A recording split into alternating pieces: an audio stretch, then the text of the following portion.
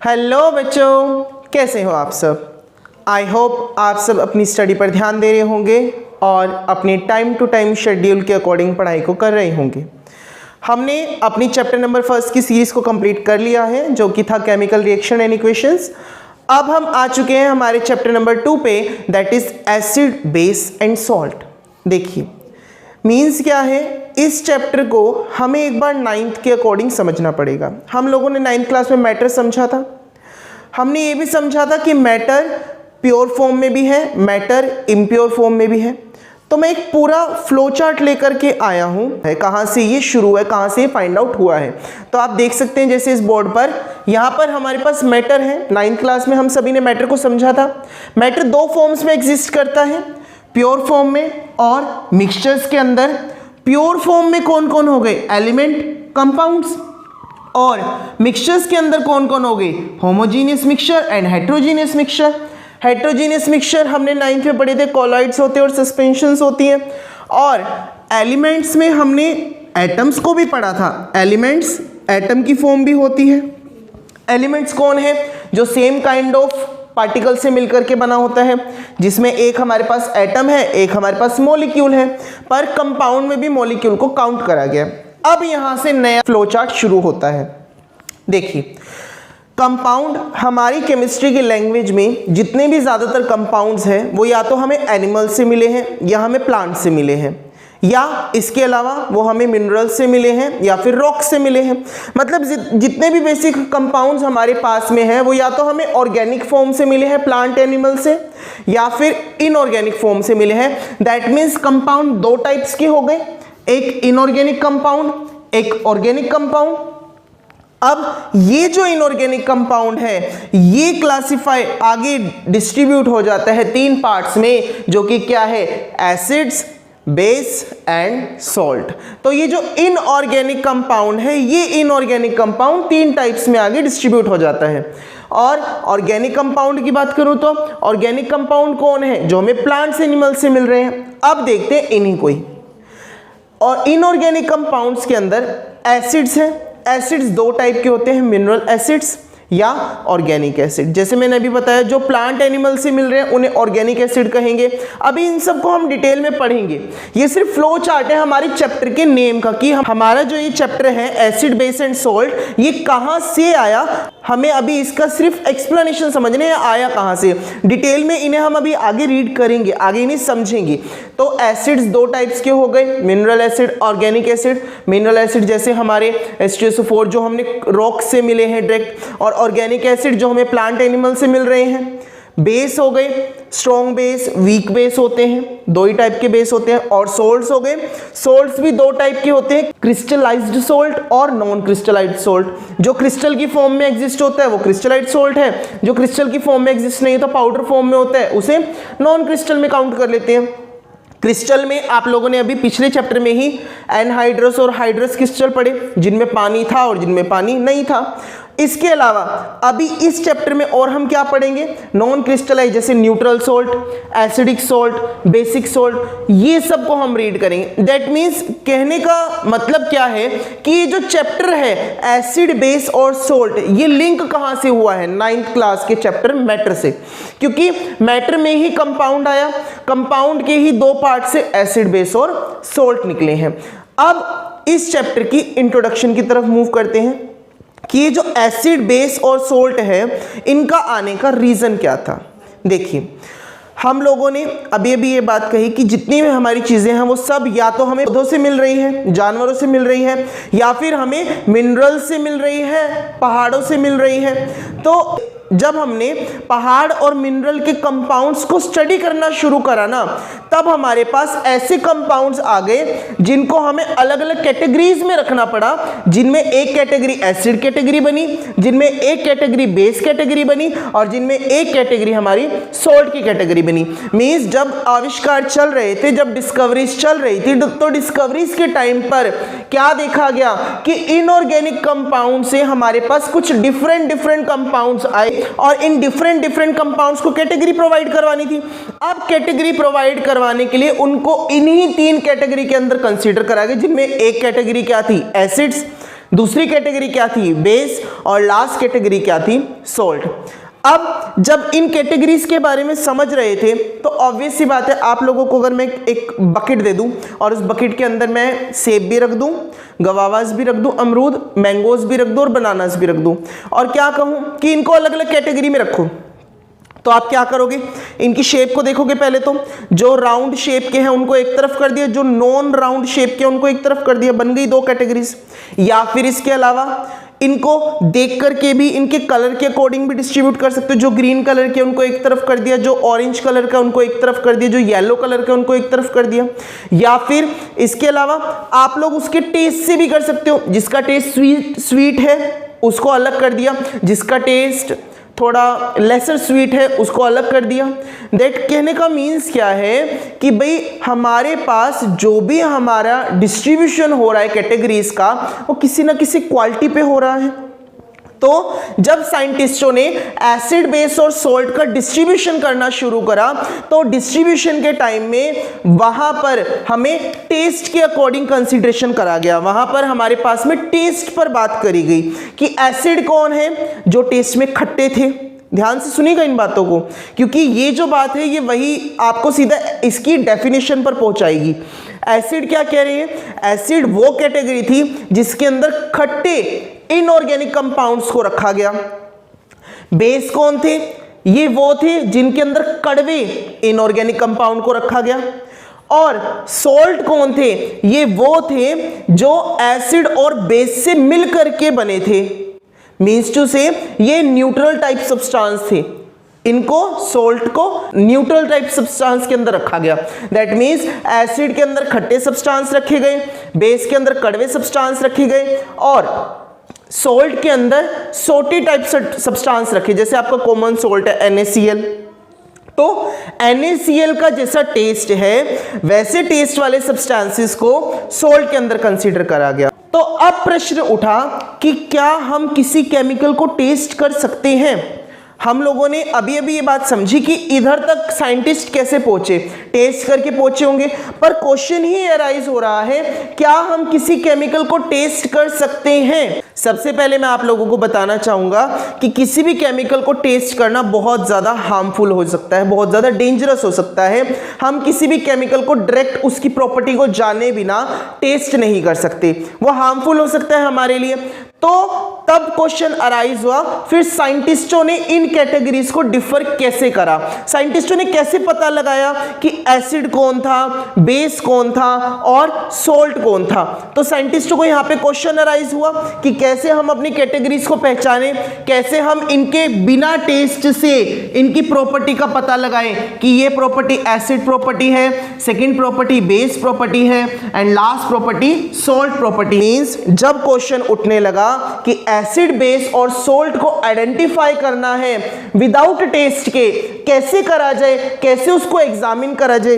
देखिए एक बात अराइज हो रही है कि हम लोग एग्जामिन करने वाले हैं, हम लोग एग्जामिन करने वाले हैं किसी कंपाउंड को एग्जामिन करना है, और वो भी विदाउट टेस्ट। कंडीशन है विदाउट टेस्ट। तो अब हमें क्या करना है? हमें एग्जामिन करना है, हमें फाउंड आउट करना है, हमें कंपाउंड को आइडेंटिफाई करना है, वो भी विदाउट टेस्ट। तो मींस यहां से क्वेश्चन अराइज होता है कि विदाउट टेस्ट कैसे हुआ होगा? अब मैं आपको बताना चाहूंगा केमिस्ट्री के अंदर जब भी हम किसी कंपाउंड को आइडेंटिफाई करते हैं या फिर उसके बारे में पता करने की कोशिश करते हैं बिना टेस्ट के, तो उसको क्वालिटेटिव एनालिसिस बोलते हैं।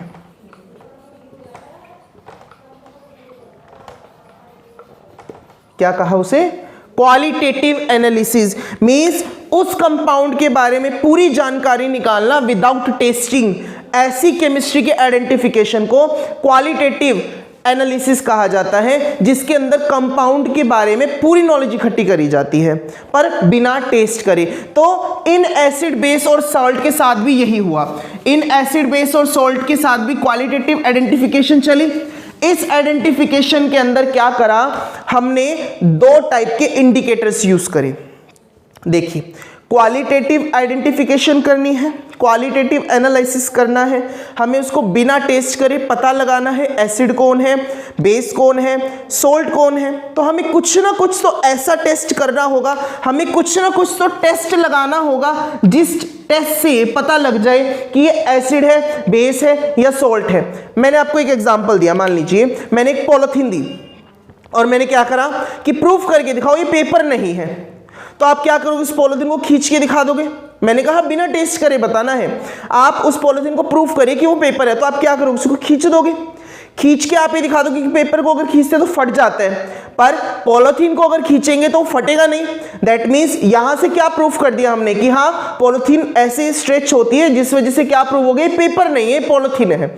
सेम ऐसे ही कि हमारे पास एसिड, बेस और सोल्ट को प्रूफ करने के लिए कोई तो ऐसा टेस्ट होना चाहिए, कोई तो ऐसा टेस्ट अप्लाई हो जाए जिससे तुरंत पता चल जाए कि ये एसिड है, बेस है या सोल्ट है। इन टेस्ट की आइडेंटिफिकेशन के लिए ही हमारे पास क्या आए, इंडिकेटर्स। बेसिकली हमारे पास में इंडिकेटर ने हमें हेल्प करी टेस्ट के अंदर, इंडिकेटर ने ये प्रूफ करा अपने रिजल्ट के थ्रू कि गिवन कंपाउंड एसिड है या बेस है या सोल्ट है। तो एसिड, बेस और सोल्ट के आइडेंटिफिकेशन के अंदर हमारे पास दो टाइप्स के इंडिकेटर थे। इंडिकेटर दो टाइप्स के थे। एक इंडिकेटर जो था वो कलर के साथ में इंडिकेशन देता था, मतलब वो अपने कलर के अंदर चेंज करके दिखाएगा, कलर के अंदर बदलाव कर देगा और प्रूफ कर देगा ये एसिड है, ये बेस है और या फिर वो सोल्ट है। सेकंड क्या है, ऑल्फैक्टरी इंडिकेटर। ये कौन है, ये वो है जो अपने ऑर्डर के अंदर, जो अपनी स्मेल के अंदर चेंज करके प्रूफ कर देते हैं कि गिवन कंपाउंड एसिड है, बेस है या सोल्ट है। देखिए इंडिकेटर कौन है, सबसे पहली बात जो इंडिकेट करेगा, जो बताएगा हमें। इंडिकेटर किसके लिए यूज कर रहे हैं हम, एसिड, बेस और सोल्ट के आइडेंटिफिकेशन के लिए। मींस वो सब्सटेंस जो आइडेंटिफाई कर दे गिवन कंपाउंड एसिड है, बेस है या सोल्ट है, उसको ही हम क्या बोलेंगे, इंडिकेटर बोलेंगे। अब ये इंडिकेटर दो टाइप के हैं, या तो ये कलर इंडिकेटर भी हो सकता है या फिर ये ऑल्फैक्टरी इंडिकेटर भी हो सकता है। कलर इंडिकेटर कौन है, ये वो इंडिकेटर है जो हमें कलर के अंदर चेंज करके दिखाएगा और क्या प्रूफ करेगा कि हमारा जो गिवन कंपाउंड है वो एसिड, बेस या सोल्ट है। और ऑल्फैक्टरी इंडिकेटर क्या करेगा, ये अपनी स्मेल के अंदर चेंज करके दिखाएगा मुझे और प्रूफ करेगा कि गिवन कंपाउंड एसिड, बेस या सोल्ट है। तो कलर इंडिकेटर्स के अंदर हमारे पास में दो टाइप के इंडिकेटर आते हैं। एक आते हैं नेचुरल इंडिकेटर जो प्रकृति ने हमें डायरेक्ट दिए हैं, जिनमें हमारे पास आता है लिटमस सॉल्यूशन। और इसके अलावा एक है हमारे पास सिंथेटिक इंडिकेटर जो हम लोगों ने ही बनाए हैं, मैनमेड है जो। इनमें पहला आता है फिनोफ्थैलीन और दूसरा आता है मिथाइल ऑरेंज।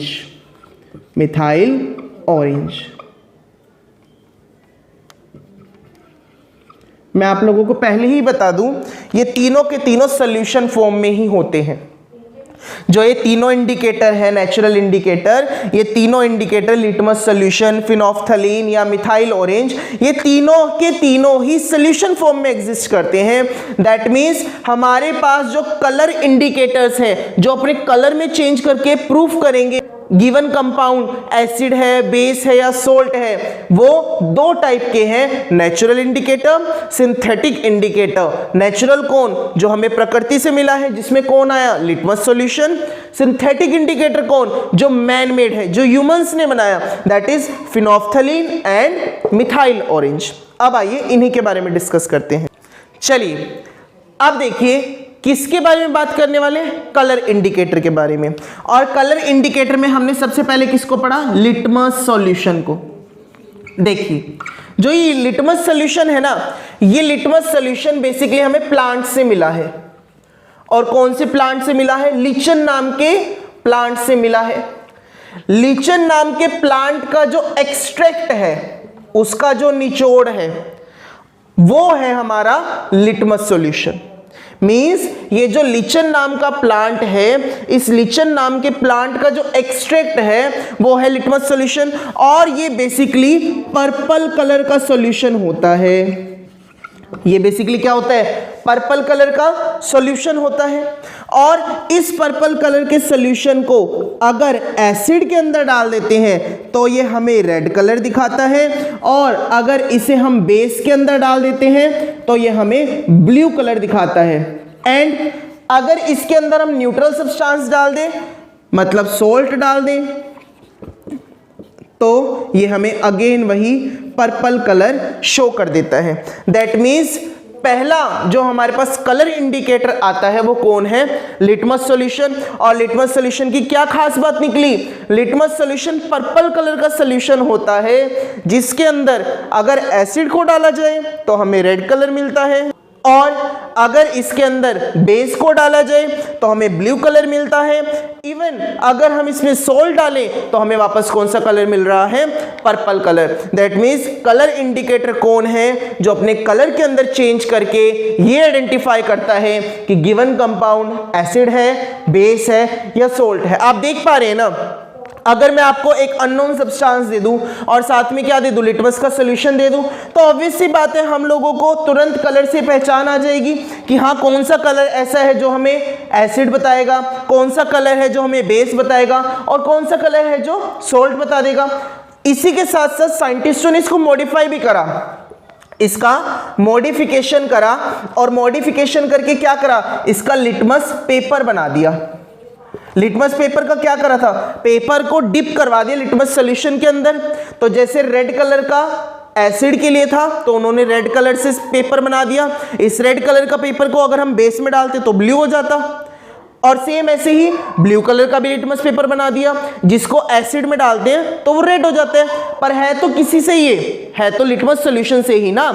लिटमस सॉल्यूशन से ही तो हमें ब्लू कलर का लिटमस पेपर और रेड कलर का लिटमस पेपर मिला। ब्लू कलर का लिटमस पेपर अगर रेड हो जाए तो इसका मीन्स क्या है? वो एसिड है सॉल्यूशन। रेड कलर का लिटमस पेपर अगर ब्लू हो जाए दैट मीन्स क्या है? वो बेस है।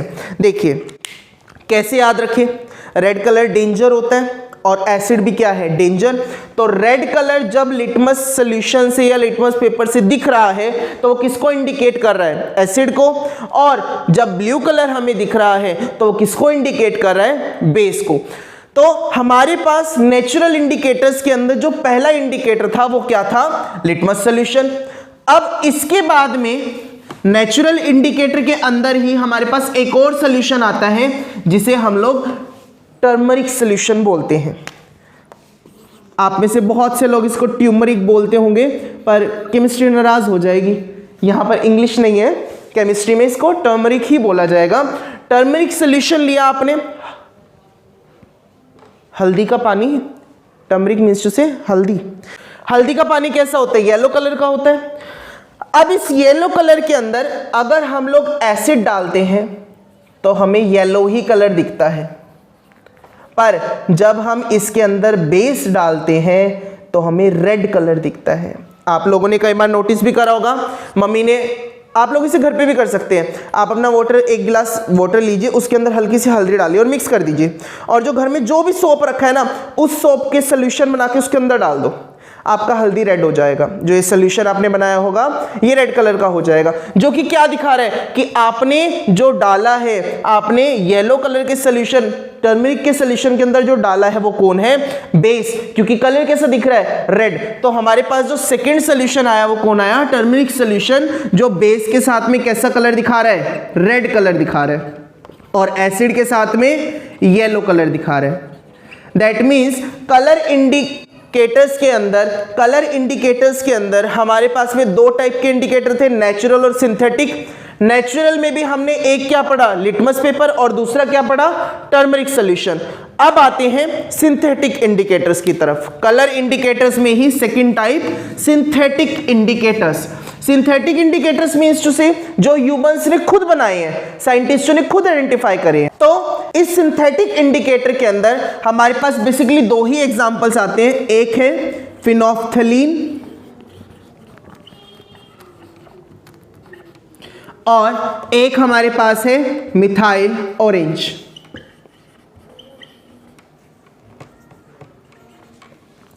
देखिए, ये फिनोफ्थलीन भी एक तरीका का सॉल्यूशन है, ये मिथाइल ऑरेंज भी एक तरीके का सॉल्यूशन है।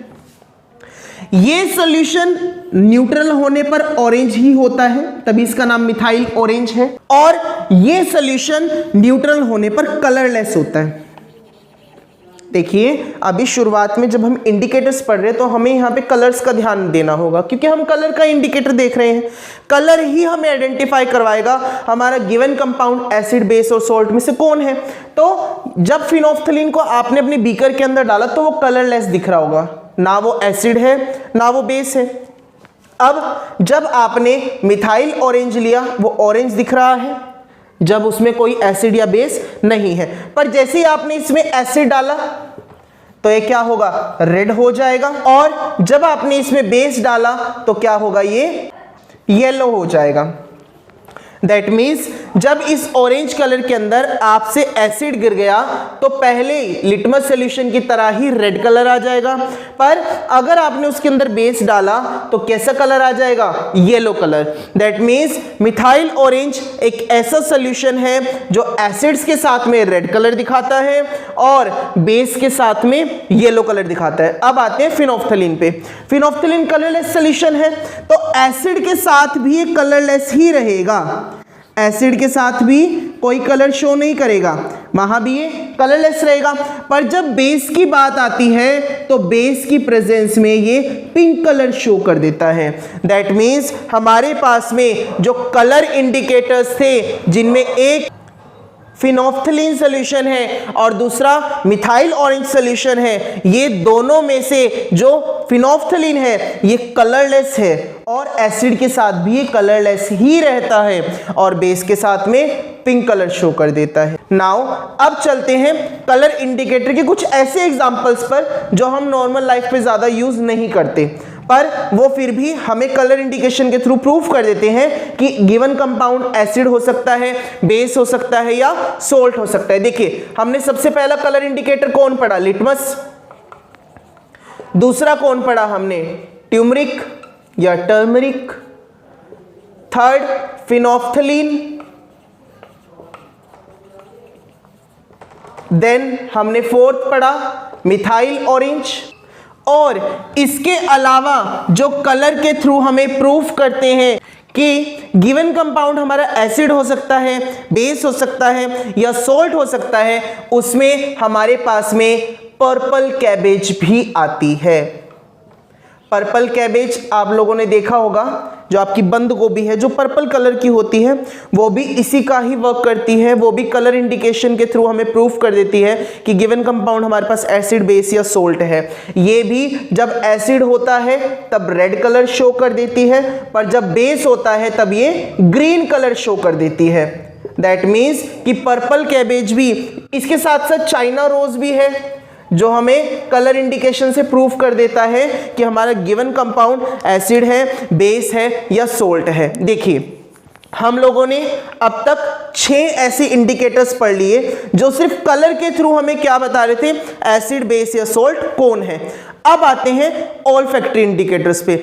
ऑल्फैक्टरी इंडिकेटर क्या करेंगे, ये कलर तो चेंज नहीं करेंगे, पर ये खुशबू को या तो गायब कर देंगे या उसकी खुशबू के टेक्सचर को बदल देंगे।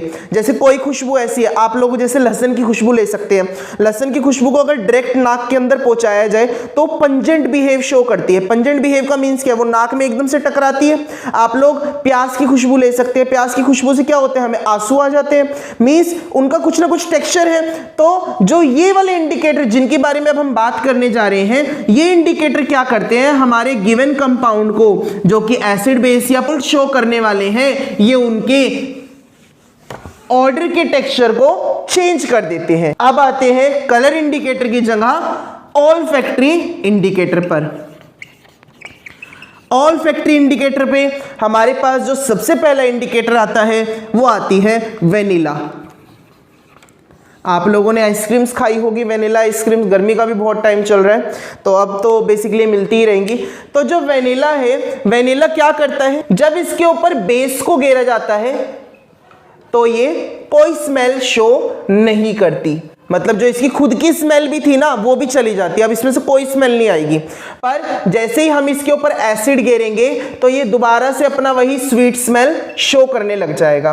दैट मीन्स वेनिला हमारे पास एक ऐसा ऑल्फैक्टरी इंडिकेटर है जो क्या करेगा, जब उसके ऊपर बेस को प्रोवाइड करवाया जाएगा, बेस को अप्लाई करवाया जाएगा तो वो अपनी स्मेल को प्रॉपरली फिनिश कर देगा, और जब उस पर एसिड को डलवाया जाएगा तब वो अपनी स्मेल को स्वीट स्मेल कर देगा। अब नेक्स्ट आते हैं अनियन पर। अनियन के साथ भी यही है, अनियन के ऊपर अगर बेस को डाला जाएगा तो बेस को डालने पर ये अपनी जो वो पंजिट स्मेल है उसको फिनिश कर लेगा।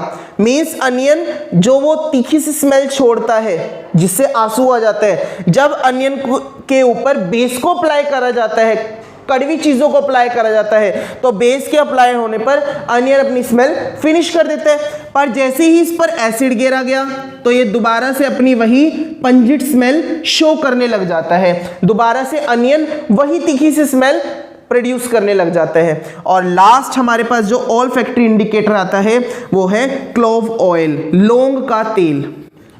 लौंग के तेल में भी हमारे पास यही है, जब बेस को अप्लाई करा जाएगा तो लौंग की आप सबने स्मेल्स इनहेल करी हुई है, आप सभी ने उसकी फ्रेग्रेंस को ऑब्जर्व करा हुआ है। तो लौंग के ऊपर जैसे ही बेस गिरता है तो वो अपनी स्मेल को खो जाता है, अपनी स्मेल को लूज कर देता है।